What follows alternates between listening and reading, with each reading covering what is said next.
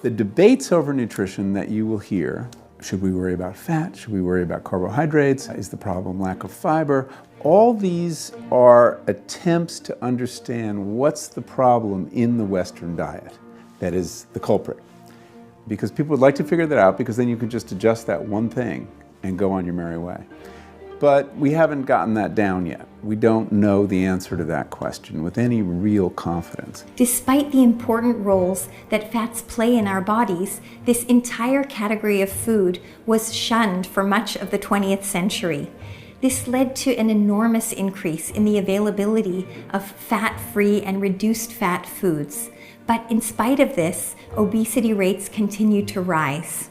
Today, rising awareness about the difference between the so-called good fats and bad fats have allowed this important part of our food supply to make a comeback. But once again, the pendulum threatens to swing too far in the opposite direction.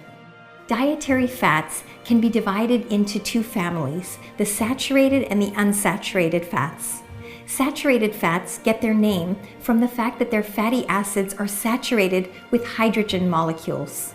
This means that they can lie flat and pack together densely, so that saturated fats tend to be solids at room temperature. Animal fats, like lard and butter, are good examples. In contrast, the fatty acids that make up unsaturated fats are kinked in places where double bonds between the carbon atoms cause the chains to be less saturated with hydrogen. This also means that these fatty acids don't pack together as tightly, leaving most unsaturated fats in the liquid state at room temperature. Omega-3 fatty acids are a special kind of unsaturated fatty acid with double bonds in specific positions of the hydrocarbon chain. They're found in high concentrations in fish oil and also to some degree in nuts, flax seeds, and other vegetable oils. Omega-3 fatty acids are the only kind of fatty acid that the human body can't make, so they're essential for our health and they need to be consumed via the food we eat. Unsaturated fats can be naturally occurring, like the fats found in olive oil, nuts, and avocados, or they can be man-made or chemically manipulated to become unsaturated.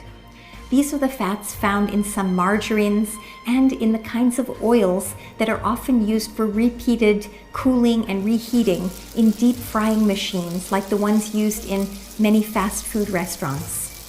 The problem with chemically engineered unsaturated fats is that the chemical bonds between the carbon atoms are less stable, so they easily flip into a trans orientation rather than a cis orientation, and this is where we get the name trans fats. Trans fats are problematic for our health because they increase the amount of LDL cholesterol in the blood and they lower the amount of HDL cholesterol, the good cholesterol, in the blood. By doing this, trans fats promote the formation of arterial plaques and increase the risk of heart disease. While saturated fats have also been shown to contribute to increases in LDL cholesterol, they haven't been shown to lower HDL cholesterol or to contribute to the development of arterial plaques as significantly as trans fats. So what's the bottom line when it comes to foods that contain fat? Probably the most sensible food recommendation is this: enjoy reasonable amounts of foods that contain mostly naturally occurring unsaturated fats, like those found in olive oil, nuts, and avocados.